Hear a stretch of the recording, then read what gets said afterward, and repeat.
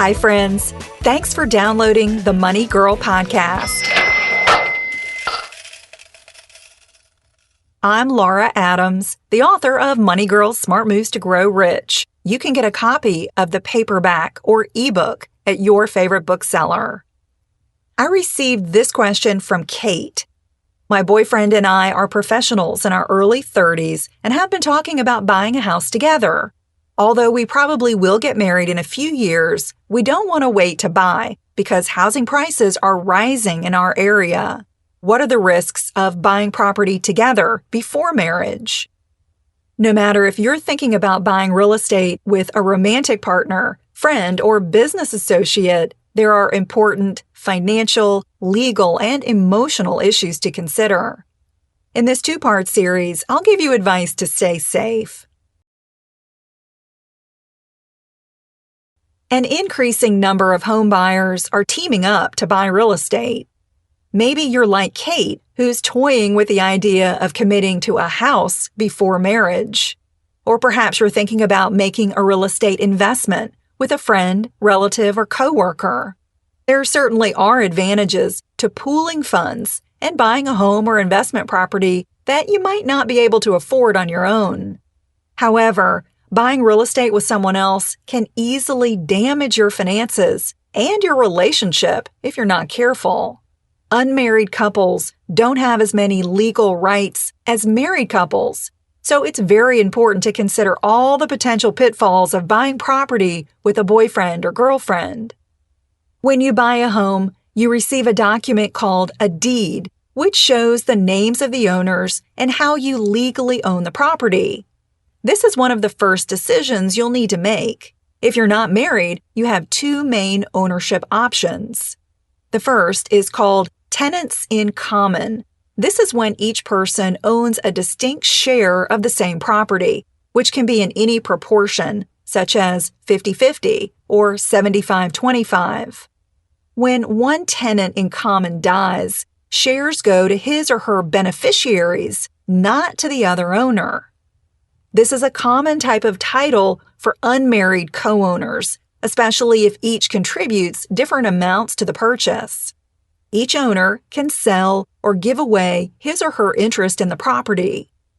The second way to own property with someone else is called joint tenants with right of survivorship. This is when each person typically has equal interest in the property and maintains the right of survivorship. That means when one owner dies, their interest automatically passes to the surviving owner. The deceased owner's shares simply disappear and can't be inherited by beneficiaries. This type of title is most common between spouses or family members, when everyone wants the surviving tenant to have full ownership. Although married couples can own property as tenants in common or joint tenants, they have a better option, which is called tenancy by the entirety. This allows spouses to own property together as a single legal entity.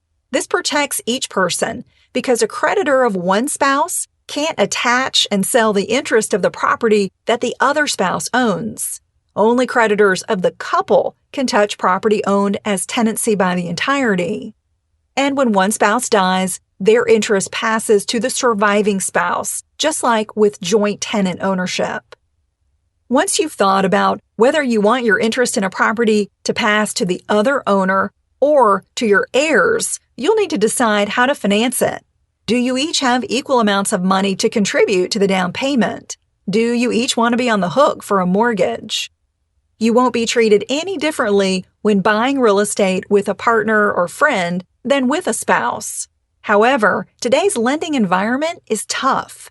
Each mortgage applicant will need to show ample income, job history, and credit scores in order to be approved. If one person has low income or poor credit, you could leave them off the mortgage, but that could cause problems down the road. It's crucial to remember that you're not legally responsible for the debt unless your name is on the mortgage. Being named on the deed indicates ownership, but not financial responsibility for debt on the property. Let's say your unemployed partner expects to find work after you move into your new home, but can't. If you're the only one named on the mortgage and you don't make 100% of the payment each month, your credit will be destroyed and you'll probably face foreclosure. In the excitement of buying a home, don't forget that you're making a huge investment. A mistake could jeopardize your entire financial future. To avoid confusion or any future misunderstandings about your arrangement with a co-buyer, you should create a formal ownership agreement. Don't assume that you'll just talk through any future disagreements when the time comes, because your relationship could be very different then. Drafting and signing a document that outlines every potential issue you can think of is the only wise way to proceed. In part 2 of this series, we'll cover every major issue that an ownership agreement should include when you decide to buy a home with someone else. To read a transcript of this show, connect with me on Facebook or Twitter, or sign up for the free Money Girl newsletter, visit the Money Girl page at quickanddirtytips.com. This is episode number 305, called How to Buy a Home with Someone Else, Part 1.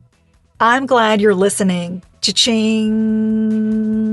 That's all for now, courtesy of Money Girl, your guide to our richer life.